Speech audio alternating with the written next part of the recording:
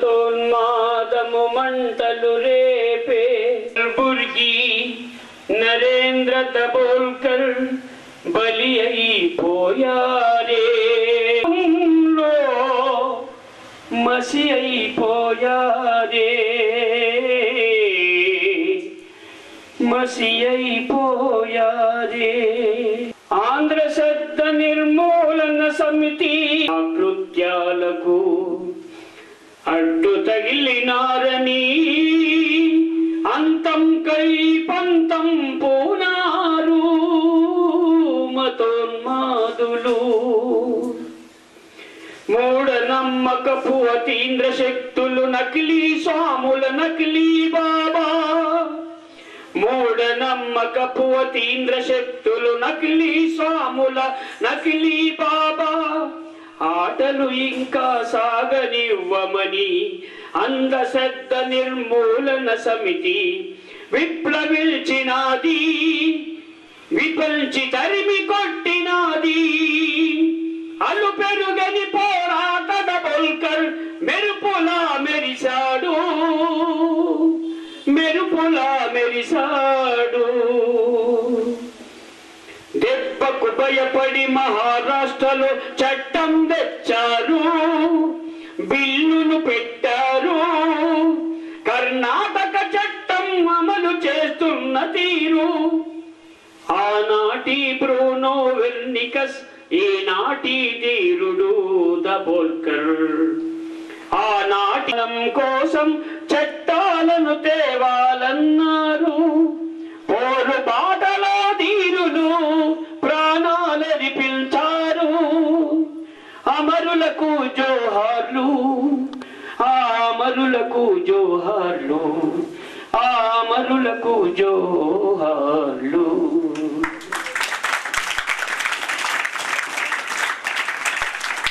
అమరులైన ఇప్పటికీ కూడా చిరంజీవులుగా ఉన్నారు. ఇప్పుడు తనను హత్య చేసి చంపినప్పటికీ కూడా తన గురించి మాట్లాడుకుంటున్నాం, తన గురించి తను చేసినటువంటి కృషిని శ్లాఘిస్తున్నాం.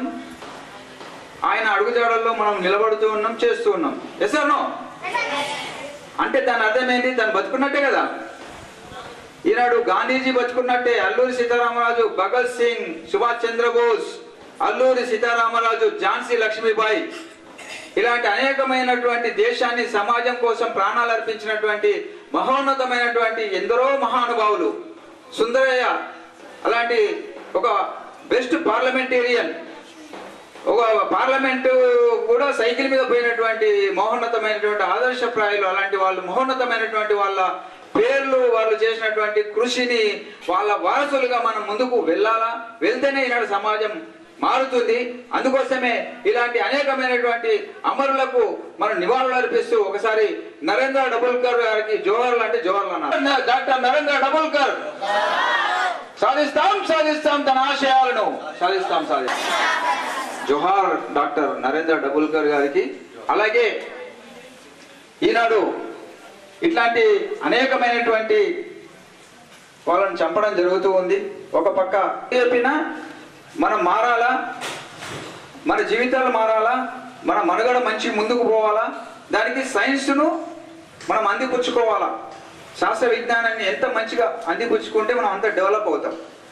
ఆ డెవలప్మెంట్ను ఎవరైతే అందిపుచ్చుకుంటారో, అవకాశాలను ఎవరైతే సద్వినియోగం చేసుకుంటారో వాళ్ళు ఒక మంచి స్థాయిలో ఉండగలుగుతారు, సమాజాన్ని మార్చగలుగుతారు.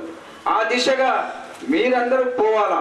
ఈ యొక్క దృష్టిలో నరేంద్ర డబోల్కర్ దేనికోసమైతే కృషి చేసిండో, తన ప్రాణాలు అర్పించిండో, మూఢ నమ్మకాలను పారద్రోలటానికి ఉన్నన్ని రోజులు అనేక శక్తుల్ని, అనేకమైనటువంటి సమాజాన్ని నాశనం చేస్తున్నటువంటి శక్తులకు ఫేస్ టు ఫేస్ ఎదుర్కొని ఇది మూఢ విశ్వాసము, మూఢ నమ్మకాలు, ఇట్లాంటి గుడ్డి నమ్మకాలు నమ్మొద్దు, నమ్మినన్ని రోజులు సమాజం మారది, ఇలాగే ఉంటుందని చెప్పేసి అనేకమైనటువంటి విలేజ్లలో, గ్రామాలలో, పట్టణాల్లో పోయి ఎదిరించిండు ధీరుడు. అట్లాంటి యోధుడు ఇలా ఈనాటి సమాజంలో ఉన్నటువంటి ఇట్లాంటి యోధులందరూ ఏదైతే కృషి చేసిండో, మేము కూడా జన విజ్ఞాన వేదిక తరఫు నుంచి ఒక స్వచ్ఛంద సంస్థగా, విజ్ఞాన సంస్థగా మేము ఈనాడు ఒకటే డిమాండ్ చేస్తున్నాం.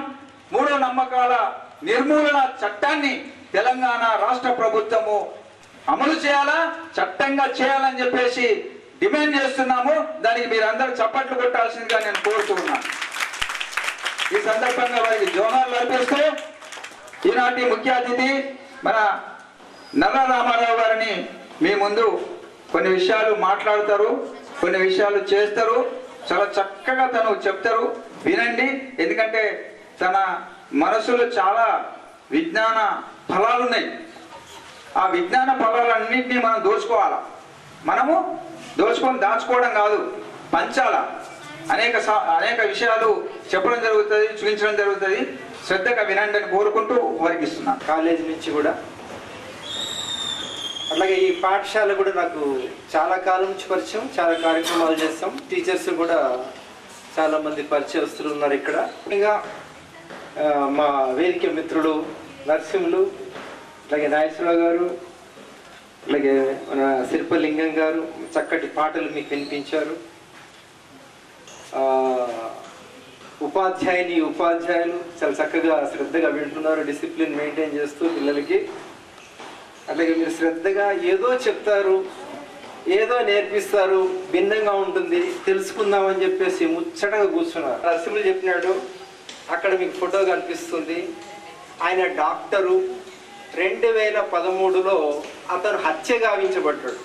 హత్య గావించడం పడడం వల్ల దేశం మొత్తం అతని ఏంటి అనేది ప్రచారం జరిగింది. ఇవాళ దేశం మొత్తం కూడా ఈ రోజున సైంటిఫిక్ టెంపర్ డే జరుపుకుంటున్నాం. ఓకే, ఈ పదాలు మీకు కొద్దిగా ఇబ్బందిగా ఉంటాయి, కానీ మన జీవితాన్ని నడిపిస్తున్న ఇవే. లేకపోతే ఒకనాడు ఆది మానవుడు తోలు కట్టుకొని ఆకులను జీవిస్తే ఎట్లా ఉండేవాడో ఇప్పటికీ మనం అంతే ఉండేవాళ్ళము. సైన్స్ లేకపోతే ఇందాక నరసింహులు చెప్పినట్టు చక్కగా ఈ మైక్ ఉండేది కాదు, ఆ కెమెరా ఉండేది కాదు, మనకు దుస్తులు ఉండేవి కావు, ఈ కాంక్రీట్ బిల్డింగ్ ఉండేది కాదు. గుహల్లో జీవించాలి. సైన్స్ అంత మేలు చేస్తుంది, కానీ ఆచరణ దగ్గరకు వచ్చేసరికల్లా సైన్స్ని పక్కన పెట్టేసి సైన్స్కి భిన్నమైంది నాన్ సైన్స్ని ప్రాక్టీస్ చేయడమే అన్సైంటిఫిక్. అర్థమవుతుందా? మీరు స్థాయి చాలా చిన్నది కాబట్టి మీరు ఏదైనా చూపిస్తే తప్ప వినరు, ఏదైనా పాట పాడితే తప్ప వినరు. పెద్దవాళ్ళకి చెప్పే స్థాయి వేరు ఉంటుంది, మీకు చెప్పే స్థాయి వేరు ఉంటుంది. కాబట్టి నేను పెద్దవాళ్ళకి చెప్పే స్థాయి లోపలికి వెళ్ళడం లేదు. చాలా అద్భుతమైన సబ్జెక్ట్ అది. మీకున్న టైం కూడా లిమిటెడ్. ఈ లిమిటెడ్లో మీకు కొద్దిగా నేర్పించాలనే ఉద్దేశంతో నేను ముందరకు వస్తున్నాను. రైట్, ఇప్పుడు ఒక్క విద్యార్థి నా దగ్గరికి నాకు హెల్పర్గా ఉండాలి ఒకరు. ఈ మైక్ పట్టుకోవాలి. ఎవరు పట్టుకుంటారు? కొద్దిగా హైట్ ఉంటే బాగుంటుంది నాన్న. Very good. అది తాగాలి కదా, తాగాలా లేదా? తాగాలి. అందుకే అందరం తాగుతున్నాం, పెద్దవాళ్ళు కూడా తాగుతారు. ఆ కూల్ డ్రింక్స్లో ఏముందో మీకు ఈ ఎక్స్పెరిమెంట్ తర్వాత వాటర్. అది వాటరో లేకపోతే సారో మీకు తెలియదు టేస్ట్ చేసేంత వరకు, కానీ వాటర్ అని ఒక నమ్మకం. అదే నమ్మకం అంటే ఏంటి అది. ఓకే, ఇప్పుడు ఇంకొకటి చూపిస్తున్నా. ఇదేంటిది? Very good. ఈ ఆనియన్ మనం కూరల్లో వాడుకుంటాం. మీకు మిడ్ డే మీల్స్ నుంచే తెప్పించారు, మీ స్కూల్ నుంచే ఇవన్నీ. అట్లాగే నా దగ్గర ఇంకొకటి ఉంది నా చేతిలో, స్టోన్. ఓకే, ఈ రెండిట్లో ఏది పెద్దగా ఉంది చెప్పండి? నీళ్ళల్లో ఏది మునుగుతుంది? బరువు ఉన్నదా, బరువు లేదా? బరువు ఉన్నది అనేవాళ్ళు చేతులు లేపండి. బరువు ఉన్నది నీళ్ళల్లో మునుగుతుంది, బరువు తక్కువ ఉన్నది నీళ్ళలో మునుగదు అనేవాళ్ళు చేతులు లేపండి. పోనీ బరువు తక్కువ ఉన్నదే నీళ్ళల్లో మునుగుతుంది, బరువు ఉన్నది మునుగదు అని చెప్పని చేతులు లేపండి. దేనికి కూడా పూర్తిగా లేకుండా లేదంటే మీరు గోడ మీద పిల్లి లాంటి వాళ్ళు. ఏదో ఒక సైడ్ ఉండాలి, ఏదో ఒక సైడ్ ఉండాలి. బరువు ఉన్నది నీళ్ళల్లో మునుగుతుంది, చేతులు లేపండి కొద్దిమంది. ఓకే, మీ డౌట్స్ నేను క్లియర్ చేస్తాను. Very good. ఆనియన్, ఇది స్టోన్, చిన్నది. వాస్తవానికి మీరు చెప్పిన ఈ రెండు కరెక్ట్. ఇది ఆనియన్, ఇది స్టోన్, అది కరెక్టే. ఈ ఆనియన్ బరువు ఉన్నది అన్నమాట కరెక్టే. దేనికంటే? దీనికంటే. ఓకే, సాధారణంగా ఇప్పుడు నేను ఇప్పుడు మీరు ఎక్స్ప్రెస్ చేసిన డౌటే, ఇప్పుడు ఈ రాయి నేను నీళ్ళలో వేసినాను, బరువు తక్కువ ఉన్నది. ఏమైంది అది? చూడండి, లాస్ట్ చైల్డ్ వరకు ఏమైందిరా? లాస్ట్ చైల్డ్ ఒకరు చెప్పాలి ఒకడు. ఏమైంది అది? Very good. It dip down, it sunk in the water, అది నీళ్ళల్లో మునిగింది. ఇప్పుడు దానికంటే బరువు ఉన్నది ఇది, ఇదేమవుతుంది? ఎందుకు తెలుస్తారా? ఇది ఎట్లా సూత్రము? అయితే మీరే చెప్పాలి, నాకు తెలియదు ఆ విషయం. నేనైతే మునుగుతుంది అనుకుంటా. నాతో ఏకీవించి వాళ్ళు చేతులు లేపండి. మునుగుతుంది, నేనైతే మునుగుతుంది అంటున్నా. ఎంతమంది చెప్పండి? కొద్దిమంది ఉన్నారు. ఆ తేలుతుంది అనే కొద్దిమందికి డౌట్ ఉంది. ఏది చూద్దాం అసలు ఏదైతే. ఇవే ఎక్స్పెరిమెంట్స్ అంటే వీటికి డబ్బులు ఖర్చు అవుతాయా? కానీ ఎక్స్పెరిమెంట్ ఒక అద్భుతమైన సూత్రం ఇందులో నుంచి వస్తుంది. మీ ఫిజికల్ సైన్స్ టీచరు ఒక గంట సేపు చెప్పిన దానికంటే మీరు ఈ ఎక్స్పెరిమెంట్ మీ కిచెన్ రూమ్ లో చేస్తే మీకు ఈ సైన్స్ అర్థమవుతుందా? చూద్దాం, చేస్తున్నాను. ఒకసారి గట్టిగా చప్పట్లు కొట్టండి.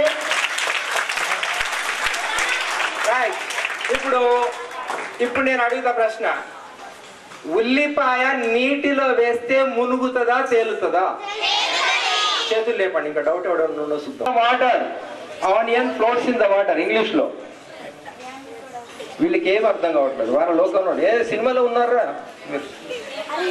అర్థమైందా అసలు? వాడికి తెలుగు అర్థమైంది అడగండి. నేనేమన్నాను? ఇంగ్లీష్ ఉర్దూనేమో వాడు. పెప్సీ కోలా, కోకో కోలా కంపెనీలు మనవి కావు, అంటే మన భారతదేశానివి కావు, అవి అమెరికావి. వాడు ఇక్కడికి వచ్చి కంపెనీలు పెట్టి ఆ కంపెనీల్లో నీళ్ళే ఉంటాయి ఎక్కువ.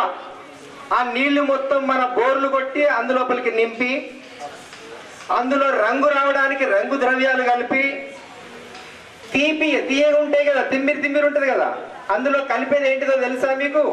ఎస్పరాటం అనే కెమికల్ కలుపుతారు. ఎస్పరాటం గుర్తుపెట్టుకోండి. ఈ ఆల్ కూల్ డ్రింక్స్ లో కలిపేటటువంటి తీపి పదార్థము ఎస్పరాటం. అది తాగితే ఒళ్ళు పెరుగుతుంది, కొవ్వు పెరుగుతుంది, బలం ఏం రాదు. అర్థమవుతుందా? రెండవది, అది కలర్ ఉంటుంది, తిమ్మిరి వచ్చింది. ఇప్పుడు అది ఎప్పుడు తాగుతారు? వాడు తయారు ఎప్పుడు చేస్తాడు? తాగేది ఎప్పుడు కన్జ్యూమరు? ఇవాళ తయారు చేస్తే రేపు తాగుతారా?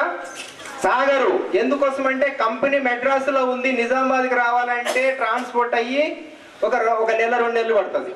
వచ్చినాక డిస్ట్రిబ్యూట్ చేసి ఆ షాపుల్లో పెడతారు. ఆ షాపుల్లో పెట్టినాక ఆ బాటిల్ మనం ఎప్పుడు కొంటామో వాడికి తెలియదు, తయారు చేసిన వాడికి. అందుకోసం ఏం చేయాలి? అది చెడిపోకుండా ఉండాలి, ఫంగస్ రాకుండా ఉండాలి, బ్యాక్టీరియా రాకుండా ఉండాలంటే అందులో పురుగు మందులు కలుపుతారు. అర్థమైందా? ఇది హార్డ్ రియాలిటీస్. ఇవి మీకు ఎవరు చెప్పరు. ఎంత కలపాలి, ఖచ్చితంగా కలపాలి. కానీ ఎంత కలపాలనేది ఒక స్టాండర్డ్ ఉంది. ఆ స్టాండర్డ్కి మించి కలుపుతున్నారు వాళ్ళు.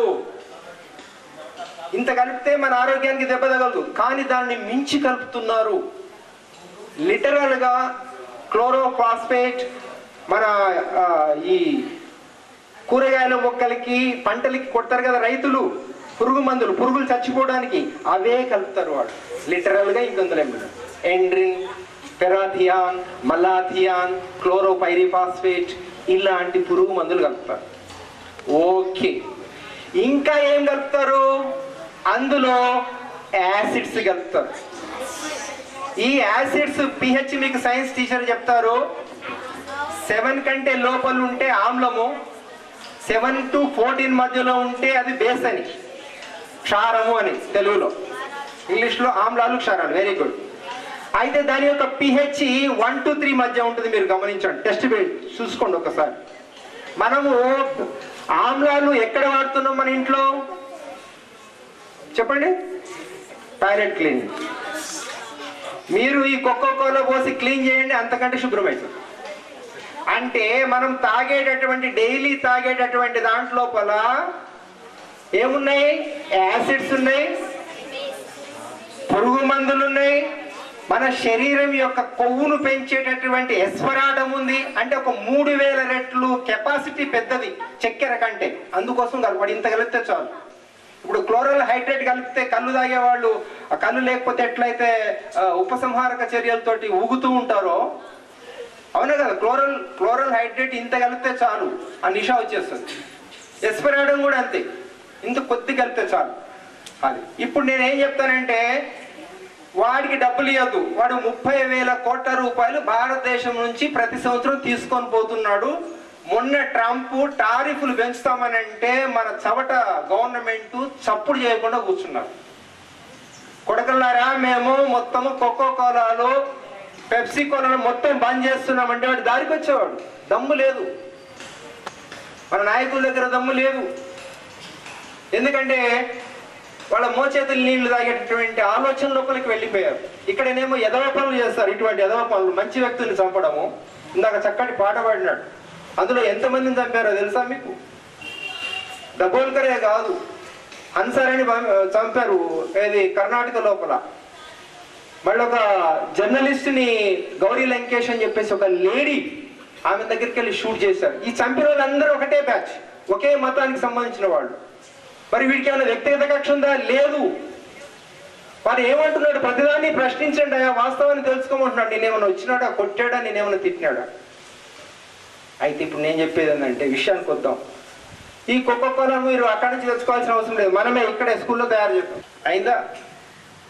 తయారైందా?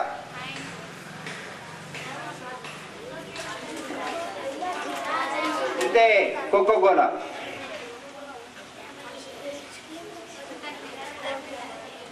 మంచి కలర్ తోటి వచ్చేసిన కోసం ఇచ్చేవాళ్ళం ఫ్రెండ్స్ కి.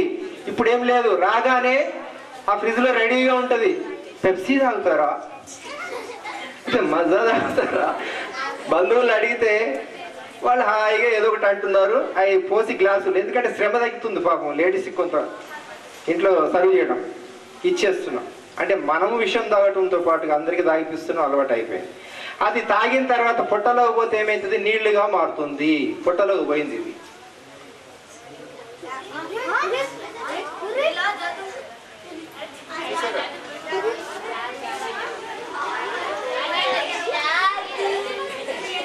చూసారు కదా, మీ కళ్ళ ముందు చూస్తారు కదా. కోకో కోలా అంటే నీళ్లు తప్ప ఏమి లేదు, నీళ్లతో పాటుగా విష పదార్థాలు తప్ప ఏమి లేదు. పొట్టలో పోయినాకి ఇంతే అవుతుంది. ఇంత దానికి 50 రూపాయలు పెట్టి ఆడ కొనుక్కోవాలన్నా ఇంట్లో ఉన్నటువంటి మజ్జిగ కానీ నీళ్లు కానీ తాగొచ్చా? చెప్పండి మీరు. మజ్జిగ తాగొచ్చు, షర్బతి తాగొచ్చు, చెరుకు రసం తాగొచ్చు, పండ్ల రసం తాగండి. ఇవన్నీ మనకు బలాన్ని ఇస్తాయి, ఆరోగ్యాన్ని ఇస్తాయి, శక్తిని ఇస్తాయి. కొబ్బరి నీళ్లు తాగండి. ఇవి చేయడం వల్ల ఏమవుతుంది? కొబ్బరి నీళ్లు తాగితే కొబ్బరికాయలు ఖర్చు అవుతాయి. కొబ్బరికాయలు ఖర్చు అయితే కొబ్బరికాయలు పండించాలా, కొబ్బరికాయ రైతులు మెరుగుపడతారు.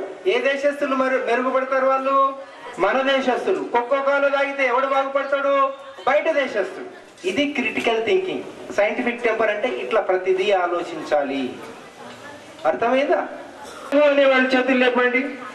నా కోసం కాదు, రేపటి నుంచి ఖచ్చితంగా పాటించాలి. అర్థమవుతుందా? Very good. ఒకసారి గట్టిగా అందరూ చప్పట్లు పెట్టండి. Very good. నేనేమో మళ్ళీ షో ప్లీజ్ లిసన్. మీరు మ్యాజిక్ నేర్చుకోవాలి అని అంటే నేర్పిస్తాను, మీకు నేర్పిస్తాను. మీరు నేర్చుకోవాలంటే ఏం చేయాలి? ఇందాక ఫస్ట్లో ఉన్నారు చూడండి, నేను మెచ్చుకునేసరికనే మీరు పోయింది. ఎక్కడైనా మెచ్చుకోవద్దు. మీరు బాగున్నారని చెప్పాను అంటే అల్లరి చేస్తున్నాను. ఓకే, నన్ను అక్కడ వాటర్ బాటిల్ తీసుకో. ఇప్పుడు 5 వర్డ్స్ ఉన్నాయి: sovereign, socialist, secular, democratic, republic. The beautiful words. Nowhere in the world, in any country, one can find such a beautiful constitution that was designed in our country. మన భారతదేశంలో తయారైనటువంటి రాజ్యాంగం అంత గొప్పది, preamble అంత గొప్పది. బాబు అక్కడ నవ్వుతున్నాడు. సార్వభౌమత్వము అంటే ఏంటిది? ఫస్ట్ ప్రజాస్వామ్యము అంటే ఏంటిది? ఓకే. సోషలిస్ట్ అంటే ఏంటిది? ఓకే. నెక్స్ట్ రిపబ్లిక్ అంటే ఏంటిది? ప్రజాస్వామ్యం అంటే ఏంటి? తయారు చేసుకొని వస్తారు టీచర్ క్లాస్ రూమ్, ఊరికే రారు. వాళ్ళు ఎన్నో క్రిటికల్ క్వశ్చన్స్ వేసుకొని మీ దగ్గరకు వస్తారు. మీరు ఆన్సర్ చేయాలి. మీరు ఆన్సర్ చేయకపోతే మీకు డౌట్ వస్తే అడగండి. Okay right. ఇప్పుడు నేను ఎందుకు చెప్తున్నాను ఈ మాట అంటే, భారత రాజ్యాంగం ప్రకారంగా చాలా విలువైన మాటలు వినండి చిన్నారులారా, మీకు భవిష్యత్తులో ఉపయోగపడతాయి. సెక్యులర్ అని అంటే ఈ దేశంలో, తెలుగులో లౌకికత్వం అంటాము, మీరు పేపర్లో చాలా ఉంటాయి, అంటే మీరు చిన్నపిల్లలు కాబట్టి తెలియదు. ఈ దేశంలో అన్ని మతాల వాళ్ళు జీవించవచ్చు. చెప్పండి ఒకసారి. అన్ని మతాల వాళ్ళు, రాముణ్ణి కొలిసేవాళ్ళు, యేసును కొలిసేవాళ్ళు, అల్లాని కొలిసేవాళ్ళు, బుద్ధుణ్ణి ఆరాధించేవాళ్ళు, జైనుణ్ణి ఆరాధించేవాళ్ళు, అట్లాగే గురు సాహెబ్ గ్రంథాన్ని ఫాలో అయ్యేవాళ్ళు అంటే సిక్కులు, ఎవరైనా ఈ దేశంలో ఉండే హక్కు ఉంది. ఏదో ఒకళ్ళ మెహర్బానీ కాదు, చాలా గర్వంగా జీవించే హక్కు ఉంది. అట్లాగే ప్రభుత్వానికి ఏ మతము లేదు. చాలా ఇంపార్టెంట్ స్టేట్మెంట్. ఏ ప్రభుత్వం, కేంద్ర ప్రభుత్వం కానీ రాష్ట్ర ప్రభుత్వం కానీ ఒక మతాన్ని నెత్తినెత్తుకోకూడదు, మతానికి దూరంగా ఉండాలి అనేది ఆ ప్రియాంబుల్లో ఉన్నటువంటి సెక్యులర్ అనే వర్డ్ యొక్క మీనింగు. దీన్ని బాగా గుర్తుపెట్టుకోండి. సోషలిస్ట్ అంటే ఏంటిదంటే సంపద ఒకళ్ళ దగ్గర, ఇప్పుడు మనం 4 అంతేగాని వేరే ఏదో కమ్యూనిజం తేవడం అది కాదు. చాలా మంది భయపడుతున్నారు, అది కాదు, ఆ ఉద్దేశం కాదు. Secular, socialist. సార్వభౌమత్వం అంటే మన రూల్స్ మన చట్టాలు మనమే తయారు చేసుకుంటాం, ఇంకొకటి ఇంటర్ఫియర్ కాదు, అది సార్వభౌమత్వం. రిపబ్లిక్ అంటే ఏంటిది? స్టేట్ హెడ్ అంటే మన దేశం యొక్క హెడ్ ఎవరు? మోడీ మన దేశానికి హెడ్ కాదు. మన దేశానికి హెడ్ రాష్ట్రపతి, ప్రభుత్వానికి హెడ్ మోడీ, ప్రధానమంత్రి. మోడీ అనొద్దు, ప్రధానమంత్రి. ప్రధానమంత్రి గారు మోడీ ఉంటారు, ఇంకొకళ్ళు రేపు ఇంకొకళ్ళు వస్తారు. అర్థమవుతుందా? ప్రభుత్వానికి అధిపతి ప్రధానమంత్రి, దేశానికి అధిపతి రాష్ట్రపతి. రాష్ట్రపతి. ఈ రాష్ట్రపతిని ప్రజలు ఎన్నుకుంటే దాన్ని రిపబ్లిక్ అంటారు. రాష్ట్రపతి వారసత్వంగా రాచరికంగా వస్తే దాన్ని నాన్ రిపబ్లిక్ అంటారు. లైక్ ఇంగ్లాండ్, యునైటెడ్ కింగ్డమ్లో అదే జరుగుతుంది. అర్థమైందా మీకు? కాబట్టి మనది రిపబ్లిక్ అని ఎందుకంటాం? రేపు 26 జనవరి చేస్తారు మీరు, మన 15 ఆగస్ట్ అయిపోయింది. ఈ 2 పదాలకి అర్థం తెలియకుండానే మనం పండుగలు చేసుకుంటాం. రిపబ్లిక్ డే అంటే ఏంటిది, ఇండిపెండెన్స్ డే అంటే ఏంటిది, వీటికి స్పష్టమైనటువంటి అర్థాలు ఉన్నాయి. ఓకే. ఇక ప్రజాస్వామ్యం. ప్రజాస్వామ్యం అంటే ఏంటిది నాన్న? Democracy. What do you mean democracy? Time అయిందా? అంటే మేము రోజు రాము, మీకు టీచర్స్ రోజు చెప్తూ ఉంటారు, అందుకని ఒక 5 నిమిషాలు అడుగుతున్నాను మీ మేడంని పర్మిషన్. అంటే మీకు కొన్ని నేర్పించాలని తపనతో వచ్చినాం. అంటే ప్రజాస్వామ్యం అంటే ఏంటిది? డెమోక్రసీ. ఇంకొక వర్డ్ ఉంది, 5 చాలా ముఖ్యమైన పదాలని మీకు చెప్తున్నా. డెమోక్రసీ అంటే ఎవరైనా చెప్తే సంతోషం. చెప్తారా? ఎవరు చెప్పరా? ఎట్లా నాన్న? సరే, నేను చెప్పింది గుర్తు పెట్టుకుంటారా? డెమోక్రసీ అంటే ఏమీ లేదు, ప్రజలే ప్రభుత్వాన్ని ఏర్పాటు చేస్తారు. చెప్పండి. ఇప్పుడు ప్రజలే ప్రభుత్వాన్ని పరిపాలిస్తారు. మరి అదేంటి సార్ గతంలో ఎట్లుండే అనే ప్రశ్న రావట్లేదు. మీరు ప్రశ్నలు వేయాలా? సైంటిఫిక్ టెంపర్ అంటే ఏంటిది? అన్ని ప్రశ్నలు వేయడమే, మౌన సంస్కృతి కాదు. ఇది ఇక్కడ కాదు, క్లాస్ రూమ్లో కూడా అంతే చేయాలి. మీరు షైన్ కావాలంటే, మీ నాలెడ్జ్ పెరగాలి అని అంటే, మీరు మంచి గొప్ప వ్యక్తులుగా మారాలంటే ప్రశ్నించడం ఒకటే మార్గం. ప్రశ్నిస్తూ పోవాలి. అంటే పిచ్చి పిచ్చి ప్రశ్నలు కాదు, జ్ఞానం కోసం.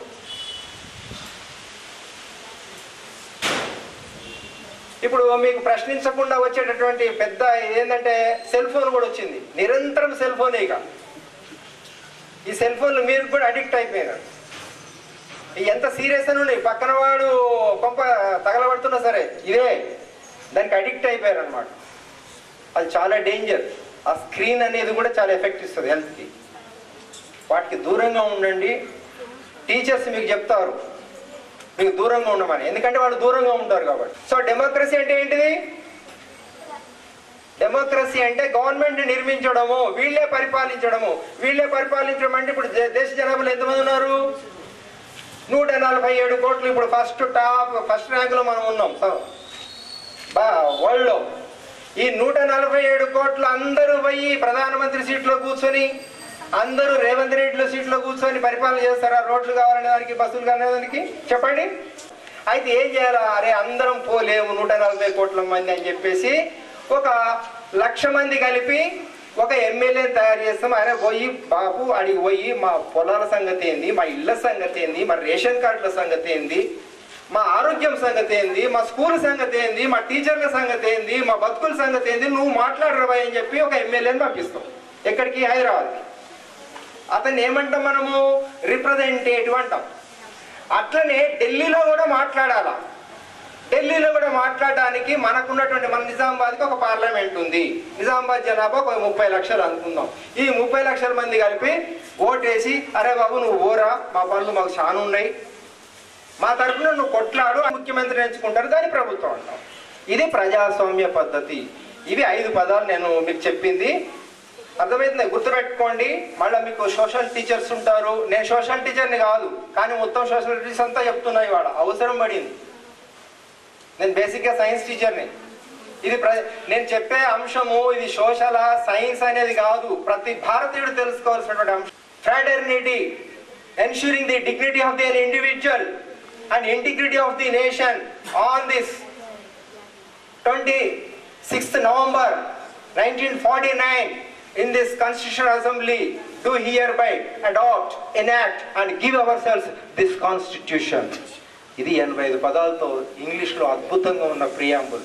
మీరు జనగణమన కంటే జనగణమన పాడాలి, మన జాతీయ గీతం, జనగణమన, వందే మాత్రం, వీటితో పాటుగా ఈ ప్రియాంబుల్ ప్రతి ఒక్కరికి రావాలి. ఇందులో పదాల యొక్క అర్థం వస్తే రాజ్యాంగం మొత్తం నీకు ఇందులో అర్థమవుతుంది. దయచేసి నేను రిక్వెస్ట్ చేస్తున్న టీచర్స్ని కూడా ఇది నేర్పించండి పిల్లల భవిష్యత్తు దృష్ట్యా. ఈ 5 పదాలు, మరికొన్ని ఫీచర్స్ ఉన్నాయి. జస్టిస్ అంటే ఏంటిది, ఈక్వాలిటీ అంటే ఏంటిది, ఫ్రెంచ్ రెవల్యూషన్ ఉంది, దాని గురించి చెప్పండి పిల్లలకి. ఒక అద్భుతమైనటువంటి ఇన్స్పిరేషన్ కాదు అది ఫ్రెంచ్ రెవల్యూషన్. రోమాలు నిక్కబొడుస్తాయి.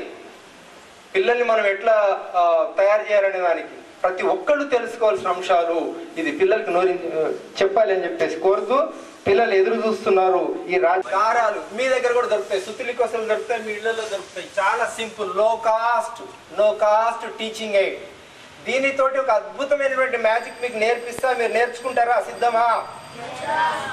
ఓకే, సిద్ధమా? ఓకే. మన దేశంలో అత్యధిక మతస్థులు ఎవరు? రాజ్యాంగం గురించి చెప్తున్నా, ఇప్పుడు దాకా చెప్పింది. అత్యధిక మతస్థులు ఎవరు? మతం, పెద్ద మతం, which is bigger religion in our country. Hindu religion is the bigger religion. Okay, ఓకేనా? హిందూ రిలీజన్, రాముణ్ణి, కృష్ణుణ్ణి, వెంకటేశ్వరుని, పోషమ్మని, మోయసమ్మని, వీళ్ళందరినీ కొలిసే వాళ్ళందరినీ హిందువులు అంటారు, బొట్లు పెట్టుకునే వాళ్ళందరినీ. ఇక మిగిలినటువంటి మరికొన్ని మతాలు ఉన్నాయి. ఇస్లాం, అల్లాని చేసేవాడు, క్రిస్టియన్ని ఆరాధించేవాడు, మరియమ్మని ఆరాధించేవాడు, అట్లాగే జైనులు, బుద్ధులు, సిక్కులు, పార్సీలు, ఈ అన్ని మైనారిటీ, వీళ్ళందరూ కలిపిన తక్కువ. మొత్తం తిప్పి కొడితే 30 కోట్లు. వీళ్ళు సుమారు 100 కోట్ల వరకు ఉంటారు. ఇక 3వ రకం ఉన్నారు, దబోల్కర్ రకం. ఆడ ఉన్నాడు చూడు, దబోల్కర్. అరే సైన్స్ రా మన జీవన విధానము, పిచ్చి పిచ్చి మౌఢ్యాలు పెంచుకోవద్దనేటువంటి వాడు. సోక్రటీస్ సంతతి మేమనేది. ప్రశ్నించండి, ప్రతిదీ తెలుస్తుంది. జీవన విధానం ముఖ్యము. ఏదైనా పని చేయింది రాదు, కేవలం ఇందాక సార్ చక్కగా చెప్పాడు నాగేశ్వరరావు గారు, ఉన్నారా? ఏది మీకు విశ్వాసం ఉందో రాజ్యాంగమే ఇచ్చింది హక్కు ప్రతి ఒక్క పౌరుడికి, ఏ మతం ఏ విశ్వాసం ఉంటే దాన్ని ఆరాధించుకోండి అని. కానీ అవతల వాడిని మాత్రము డామినేట్ చేయొద్దని కూడా చెప్పింది. నేను మతం ఆరాధిస్తున్నాను, నువ్వు కూడా నా మతంలోకి రా, నా మతంలో నువ్వు ఉండకపోతే ఈ దేశం వదిలిపెట్టు అనేటువంటి తప్పుడు మాటలు ఇప్పుడైతే కూస్తున్నారో అది రాజ్యాంగ విరుద్ధము, తప్పు. అందుకోసమే మీ దగ్గరకు వచ్చాను నేను. కాబట్టి మనం ఎట్లా ఉండాలి? భారతదేశం అంతా డైవర్సిటీ, భిన్నమైనటువంటి కల్చర్స్, భిన్న రకమైనటువంటి రేసెస్. ఇప్పుడు మీరు నార్త్ ఈస్టర్న్ స్టేట్స్కి పోతే వాళ్ళ ముఖాలు చైనా ముఖాలు లాగా ఉంటాయి, మనం డిఫరెంట్గా ఉంటాం. మీరు హర్యానా ఉత్తరప్రదేశ్ పోతే వాళ్ళ ముఖాలు కోల ముఖాలు, ఆరియన్ రేసు. మనకి వాళ్ళకి తేడానే ఉండదు. మనల్ని చాలా చిన్న చూపు చూస్తారు. మనది ద్రవిడియన్ రేసు, మనది భిన్న లాంగ్వేజెస్. కర్ణాటక పోతే కన్నడ, తమిళనాడుకు పోతే తమిళము, మన దగ్గర తెలుగు, ఇంకో దగ్గర మరాఠీ, ఇంకో దగ్గర గుజరాతీ. ఇన్ని భాషలు, ఇన్ని రకాల ఆచారాలు. వీళ్ళందరూ ఎవడికాడు కొట్లాడుకుంటుంటే మేరా భారత్ మహాన్ అవుతుందా? చెప్పండి. ఎట్లా ఉండాలి మరి మనుషులందరూ? Very good. ఇందాక నేను ప్రియాంబుల్లో చెప్పా, ఇంటిగ్రిటీ, కలిసిమెలిసి ఉండాలి. అవి ఈ తాళ్ళు మీకు చూపిస్తాయి కలిసిమెలిసి ఉండేటట్టు. ఎట్లా ఈ తాళ్లకు ఉన్నటువంటి ఆలోచన మనం డెవలప్ చేసుకోవాలి. ఈ తాళ్ళు మీకు చూస్తే ఎట్లా ఉన్నాయి? డిఫరెంట్ సైజెస్లో ఉన్నాయి కదా. భారతదేశం రబై నేను పెద్దోడిని కాదు, నువ్వు చిన్నోడివి కాదు, అందరం కలిసిమెలిసి ఉందాం అని చెప్పేసి ఇవి మాట్లాడుకొని మనకి జ్ఞానబోధ చేస్తున్నాయా లేదా? మీరందరూ చూస్తున్నారా? చక్కగా అబ్బరక అంటే సమానం అవుతుంది కదా.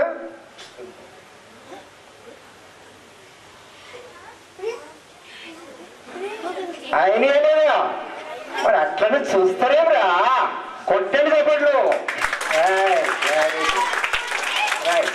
ఈ తాళ్ళు ఏమన్నాయి, మేమంతా సమానంగా ఉన్నాము, మీకేం వచ్చిందిరా మాయరోగం, నేను హిందువును ముస్లింలను కొట్లాడుకుంటారు, మీరు కూడా చక్కగా ఉండండి, భారతదేశం చక్కగా ఉంటుందని చెప్తుంది. మరి అందరము హిందూ ముస్లిం క్రైస్తవ అందరం బాయినే కదా, ఈ దేశ పౌరులమే కదా. అదే జాతీయ సమైక్యత, నేషనల్ ఇంటిగ్రేషన్, అవునా కదా. ఇప్పుడు ఈ మ్యాజిక్ ఎట్లా చేశారు సార్ అదే కదా మీ డౌట్. ఇది మీకు స్టోరీ చెప్పాను నేను. ఈ స్టోరీ మీరు బ్లడ్ గురించి కూడా చేసుకోవచ్చు. బ్లడ్ ఎక్కువ ఉన్న వాళ్ళు ఇవ్వాలి, ఇవ్వట్లేదు, పౌడర్యం ఉంది, ఇది ఎవరికి ఇవ్వలేరు, వీడికి అవసరం, వీడికి యాక్సిడెంట్ అయింది బ్లడ్ కావాలా, వీడి దగ్గర బ్లడ్ బాగుంది, వీడికి మూఢనమ్మకం బాగా, అమ్మ నేను బ్లడ్ ఇయ్య అంటాడు. ఇస్తే ఏం కాదు బ్లడ్. మీకు బయోసైన్స్ టీచర్ ఉన్నారు ఇక్కడ, వాళ్ళు చెప్తారు. బయోసైన్స్ టీచర్ ఈ బ్లడ్ ఇస్తే ఏమైతే తెలుసా, ఎర్ర రక్త కణాలు మళ్ళీ ఉత్పత్తి అవుతాయి, తెల్ల రక్త కణాలు మళ్ళీ ఉత్పత్తి అవుతాయి, ప్లేట్లెట్స్ మళ్ళీ ఉత్పత్తి అవుతాయి. అసలు ఇవ్వకపోతే ఏమవుతుంది, అవి చచ్చిపోతాయి, మన బాడీలోనే చచ్చిపోతాయి. ఒక్కోదానికి ఒక్కొక్క ఏజ్ ఉంది. మరి చచ్చిపోయే వాటికి అవతల వాడికి ఇస్తే పుణ్యం పురుషార్థం రెండు వస్తాయి కదా. అవతల మనిషి ప్రాణం బతికించవచ్చు, నీకు ఇచ్చినానని చెప్పేసి ఒక మంచి పురస్కారం చెప్తుంది, అబ్బా ప్రాణం నిలబెట్టాడని చెప్పి కీర్తిస్తారు, మంచిది కదా. అవి ఇవ్వకపోతే లోపలే చచ్చిపోతాయి అవి, అది మీకు స్పష్టంగా చెప్తుంది మళ్ళీ అక్కడ టీచర్. వీడికేమో అవసరం, యాక్సిడెంట్ అయింది, రోడ్డు మీద యాక్సిడెంట్ అయితే ఏం చేస్తారు మనోళ్ళు, ఏం తీసుకెళ్ళారు, అరే జరుగురా జరుగు, వీడు ఇట్లా చూస్తుంటాడు, ఇంకొకటి వస్తాడు, అరే ఏమైందిరా భయ్, ఏమైందిరా, ఎట్లా అయిందిరా, ఇదే ముచ్చట్లు తప్ప గబుక్కున 108కి ఫోన్ చేసి పాపం ఆ రక్తం కారుతా ఉంటది. రక్తం కారుతుంటే ఏం చేయాలి, రక్తం కట్టాలి. వాడు చొక్కా ఉంటే చొక్కా ఉప్పు తీసి కట్టాలి, నీ దగ్గర ఖర్చు ఉంటే ఖర్చు తోటి గట్టి కట్టాలి, రక్తం పోనీయొద్దు, గుర్తుపెట్టుకోండి. వీడియోలు తీసి వైరల్ చేసుకుంటారు, రేట్స్ చూసుకుంటారు, కానీ వాడిని కాపాడే ప్రయత్నం చేయట్లేదు. ఏం చేయాలి రక్తం కారే వ్యక్తికి చెప్పండి. అది కేసుల గురించి ఆలోచించొద్దు, రక్తం పోనీయకుండా. రక్తం అనేది ప్రాణం, రక్తం పోయిందంటే చచ్చిపోయినట్టే, ఎందుకంటే ఆక్సిజన్ అందదు బాడీకి. కాబట్టి అటువంటి వాళ్ళకి మనం ఏం చేయొచ్చు, అది కూడా మీరు స్టోరీ చెప్తున్నా, అందుకే మీరు తయారుగా అంటే రేపు యాక్సిడెంట్ లో రక్తం పోయింది, రక్తం కావాలని అడుగుతున్నాడు, అరే అరే ఇప్పుడు దొంగరా తప్పించుకుంటాడు, రక్తం ఇవ్వాల్సి వస్తుందని తప్పించుకుంటాడు కదా అని పట్టుకొచ్చినాం. ఇప్పుడు మీరు మన కుమార్ గాంధీ స్కూల్ విద్యార్థులందరూ అని పట్టుకొచ్చినారు, ఎట్లా తప్పించుకుంటారో బిడ్డ రక్తం. ఓకే, పట్టుకొచ్చి ఇక్కడే టేబుల్ మీద వండుకోబెట్టి పట్టుకొని రక్తం ఇప్పించినాము, వీడు బతికేడు, సమానం అయిపోయాడు. రైట్, అంటే ఈ స్టోరీలు మీరు ఎన్నైనా తయారు చేసుకోండి ఇట్లా. ఇది ఎట్లా చేయాలో ఇప్పుడు చెప్తా, నేర్చుకుంటారా, అన్నం తినడానికి వెళ్తారా, వెరీ గుడ్. చూడండి, ఇది చిన్నది ఎంత సైజ్ అన్నా మీ చేతిలో బట్టి అంత తయారు చేయండి. ఒక 4 సెంటీమీటర్స్ అనుకోండి, లేదా 5 సెంటీమీటర్స్ కట్ చేయండి. మిడిల్ వన్ ఇది, దీనికి డబుల్ అంటే 5కి డబుల్ అమ్మా, 5కి డబుల్ 10 అంటే నేను 5 అంటే 5 అని కాదు, మీరు 6 తీసుకోవచ్చు, 4 తీసుకోవచ్చు, ఎంత. ఇది తీసుకునే దానికి ఇది డబుల్, ఇది ట్రిబుల్ అంటే 15. Very good, 5, 10, 15. ఇప్పుడు చూడండి, మ్యాజిక్ చేసేటప్పుడు నేను ఏం చెప్పినా, ఇది ఇట్లా తిప్పిన, వెనకాల నుంచి ఇట్లా తిప్పేసి మళ్ళీ దీని ఎండ్ని ఇక్కడే పెట్టేసి 4 ఎండ్స్ వచ్చినాయి పైన. ఓకే, ఇప్పుడు పెద్దదాన్ని తీసుకొచ్చి మళ్ళీ ఫోల్డ్ చేసి పెద్దదాని పక్కనే పెట్టిన, మిడిల్ దాన్ని తీసుకొచ్చి కూడా పెద్దదాని పక్కనే పెట్టిన. ఇప్పుడు ఈ యువతల పక్క 3 పట్టుకొని అబ్బరా అన్న ఇట్లా గొలుసై గిరకబడు. మంత్రాలు లేవు, తంత్రాలు లేవు, ఊరికే అన్న దుత్తుత్తిది అబ్బరకదబ్బరా అనకపోయిన అవుతుంది. కాబట్టి మంత్రాలు లేవు, తంత్రాలు లేవు, ప్రతిదాన్ని ప్రశ్నించండి. క్లాస్ రూమ్ లో ప్రశ్నించండి, బయట సమాజంలో ప్రశ్నించండి, మీకు జ్ఞానం వస్తుంది, మీరు వ్యక్తిత్వం పెరుగుతుంది, మీ కుటుంబం బాగుపడుతుంది, మీకు ఉద్యోగాలు వస్తాయి. మీరు ప్రశ్నించకుండా మౌన సంస్కృతి పాటించబాకండి దయచేసి. నేను కూడా టీచర్లు రిక్వెస్ట్ చేస్తున్నా, ప్రశ్నించే స్వభావాన్ని పెంచండి, మీరు కూడా పెంచుకోండి. Okay, thank you. అయిపోతారా, ఉంటారా, తింటారా, మాయం చేసేస్తా. మీరు తినొద్దు, మీరు ఉండొద్దు, మీరు భూమికి భారం, మీరు పంపేచ్చేస్తా. నేను ఆడికి పంపాను, ఆడికి పంపంటారా. ఇప్పుడు మ్యాజిక్ మాంత్రికుడు ఉన్నాడు కదా నరరామారావు సార్, ఆయన నాకు మంత్రాలు నేర్పిండు. మిమ్మల్ని లేపేస్తాం అలా. పిల్లలు వాళ్ళకి ఖర్చు అవుతుంది. భర్త ప్యారలైజ్ అంటే బాడీ మొత్తం ప్యారలైజ్ అయిపోయింది, పడుకొని ఉన్నాడు. అత్త ముసలమ్మ ఈమె ఒక్కటే సంపాదించి పోషిస్తుంది. వాళ్ళ ఇంట్లోపలికి మేకలు బర్రెలు వస్తున్నాయి. ఆమె బియ్యం ఆరబెట్టింది, ఆ మేక వచ్చి తిన్నది. తింటే ఆమెకి రోజు చూసిన సంఘటన విసుగొచ్చి ఏం చేసింది, ఆ మేకని ఆ గేదెని తాడు పెట్టి కట్టేసి వాళ్ళకి ఫోన్ చేసి చెప్పింది, మీరు రోజు వస్తున్నాయి నా ధాన్యం అంతా తిన్నాయంటే వాళ్ళు మొత్తం ఫ్యామిలీ అంతా వచ్చి ఈమెను చెంపల మీద పటాపట కొట్టేసినారు. తప్ప కదా?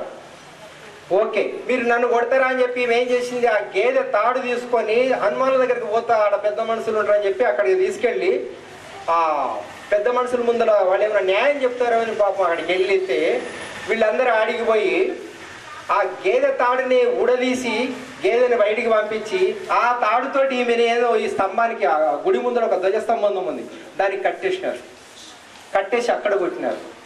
మిగిలిన వాళ్ళు చూస్తూ ఉన్నారు సినిమా. ఇందాక నేను చెప్తున్న యాక్సిడెంట్ అయితే చూస్తారు రోడ్డు మీద చూస్తూ ఉన్నారు. కానీ ఇది అన్యాయం. అరే ఇవాళ రేపు మంత్రతంత్రాలు ఏడున్నాయి, ఆర్టిఫిషియల్ ఇంటెలిజెన్స్ అద్భుతంగా జరిగిపోతా ఉంది. ఇవాళ మన ఫిగరే డాన్స్ చేసేటట్టు ఒక ఫిగర్ చేయమంటే వచ్చేస్తుంది. మొత్తం ఒక సినిమా తయారు చేయొచ్చు మీ ఫేస్ తోటే. చనిపోయిన వ్యక్తులను కూడా తీసుకొచ్చి చేయొచ్చు. ఇంత అద్భుతంగా సైన్స్ ఒకవైపు పెరుగుతుంటే మౌఢ్యమేమో అంత అంధకారంలో ఉన్నాడు మన జనం. కారణం ఏంటో తెలుసా? ఈ ప్రశ్నించే స్వభావము తరగతి గదిలో పెరగకపోవడమే. ట్రైట్గా చెప్తున్నాను ప్రతి దగ్గర విషయం. ప్రశ్నించే స్వభావం పెంచుకోండి. Why, where, when, what, critical analysis కావాలి. లేకపోతే మూస పద్ధతిలో చదువులు నేర్చుకుంటే, చదువులు చెప్పితే ఏమీ ప్రయోజనం ఉండదు. అటువంటి క్వశ్చన్ చేయాలి, ప్రతిదాన్ని క్వశ్చన్ చేయాలి, అవినీతిని క్వశ్చన్ చేయాలి. అవినీతి రాజ్యం వెళ్తుంది ఇవాళ. అందరూ బాధితులే, టీచర్స్ కూడా. ఒక బిల్లు, స్పెషల్ బిల్లు కావాలి, డిఐ కావాలి అని అంటే, లేదా పే ఫిక్సేషన్ అంటే ప్రతి వాడు సమర్పయామి. ఎందుకు సమర్పయం చేసుకోవాలి? Why don't we question? ఎందుకంటే మనం సరెండర్ అవుతున్నాం, మనం ప్రశ్నించట్లేదు, ప్రశ్నించడం నేర్పడం లేదు. కాబట్టి ఈ కల్చర్ మనం డెవలప్ అయితే మనం కోరుకున్నటువంటి మేరా భారత్ మహాన్ వస్తుంది. లేకపోతే మాత్రం అది ఉటోపియన్ సొసైటీ, అంటే ఊహాత్మక సమాజంగానే ఉంటుంది. Thank you. గుడ్డిగా అన్ని నమ్ముతారా? ఇప్పటి నుంచి నమ్మకపోతే ఏం చేయాలా? ప్రశ్నించాలా? ప్రశ్నిస్తారా? ఏమైనా జరుగుతుంది ప్రశ్నించాలా. ఈ అవకాశం ఇచ్చినటువంటి మీ హెచ్ఎం గారికి, అలాగే టీచర్స్, ఉపాధ్యాయులందరికీ కూడా నేను మా జన విజ్ఞాన వేదిక తరఫు నుంచి విజ్ఞాన అభినందనలు తెలియజేసుకుంటూ హెచ్ఎం అభిప్రాయం తెలియజేయాల్సింది. ఇలాంటివి ఏదన్నా ఉంటే అడగండి, తెలుసుకోండి. చాలా మంచి ప్రోగ్రామ్ అండి. వాళ్ళ పిల్లలందరికీ కూడా చాలా ఆలోచించే విధంగా చెప్పినారు. చాలా థ్యాంక్స్ అండి మీ జన విజ్ఞాన వేదిక.